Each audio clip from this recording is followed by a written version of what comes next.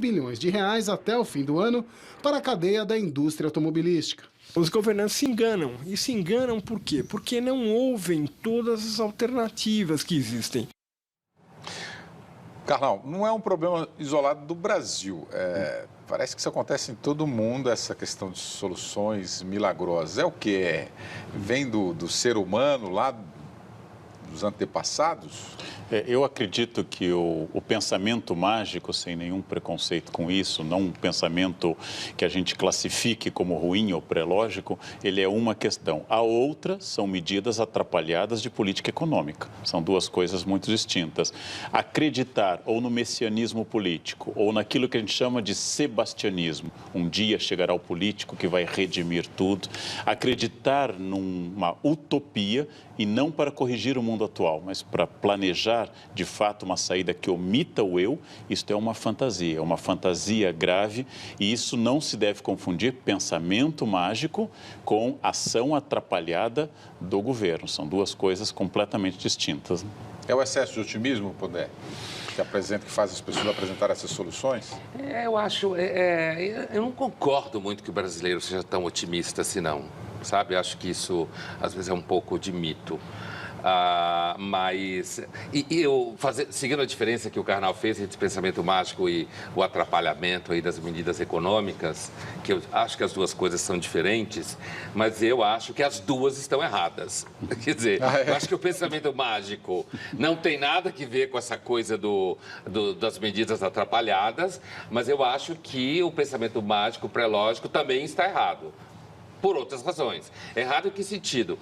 No sentido de que os resultados aparentemente associados a uma certa técnica... E veja, eu não estou querendo aqui ser o defensor do positivismo, eu admiro bastante as críticas românticas aos excessos do iluminismo e da ciência, mas a ideia de que você vai ter alguma intervenção divina ou de algum agente religioso, seja ele qual for, de qualquer religião, eu de fato, eu entendo que isso faz parte da experiência humana.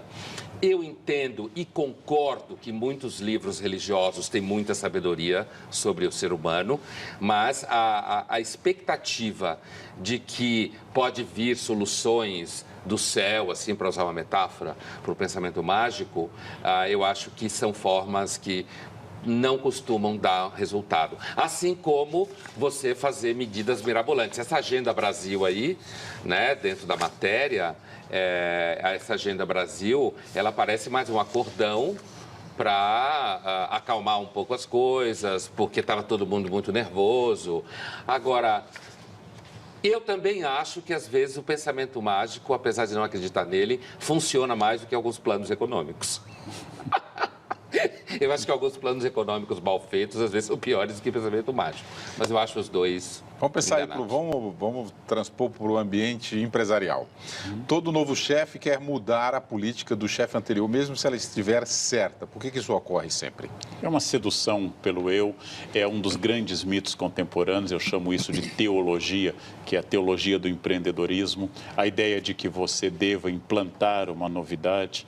Na verdade, a questão do esforço constante e metódico, dos métodos não mágicos, sem saltos, sem assaltos também, tudo isto caracteriza o fato de que nós estamos sempre no Brasil duvidando do esforço, da transpiração e sempre buscando o esforço da inspiração. Ou como eu já disse em sala de aula, o grande problema de comprar livros como funciona a cabeça do Steve Jobs é que ele não leu este livro e não seguiu nenhum destes conselhos e não tinha nenhuma dessa bibliografia. O empreendedorismo, como é definido no Brasil, é também uma crença mágica. Assim como a palavra energia, que eu abomino do fundo do coração, se não for a energia elétrica, atômica, magnética, eu abomino do fundo do coração. Quando diz esse ambiente tem boa energia, eu disse, se o lençol for bom, se o quarto for muito bom, se as pessoas forem agradáveis, tem boa energia. Fora isso, é fantasia. A crença de que o pensamento cria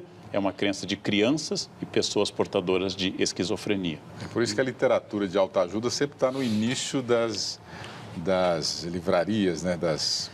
E é por isso que ela chama o William autoajuda, porque ajuda quem escreve, não ajuda as pessoas, né? Não é coletiva, ela Porque não é vende, social, você quer dizer. porque ela vende, ela Porque ajuda vende. quem escreve. Eu quero me ajudar, então eu faço autoajuda. Eu publico um livro para me ajudar. Mas tem um fenômeno que prova que o livro não funciona. É que o consumidor de autoajuda, ele tem que ler um livro hoje, daqui a pouco ele tem que ler outro. Porque o efeito... Eu vou usar uma expressão que não é do ramo, é um efeito placebo péssimo. Quer dizer, ele funciona um tempo, daqui a pouco não funciona mais. Então, você tem que ficar lendo outros e por aí vai, né? Tem a Vanessa aqui pelo WhatsApp perguntando se os comentaristas são ateus. Eu sou palmeirense, eu já disse isso várias vezes aqui. E eu sou gaúcho, repito. Vanessa. E eu sou E gaúcho. que não ajuda ninguém, no caso, né? Ele é gremista ou colorado. Não, eu sou gaúcho e sou aquariano também. Não sei se isso responde à sua questão. Vamos seguir então o palmeirense que enfrenta hoje o Cruzeiro.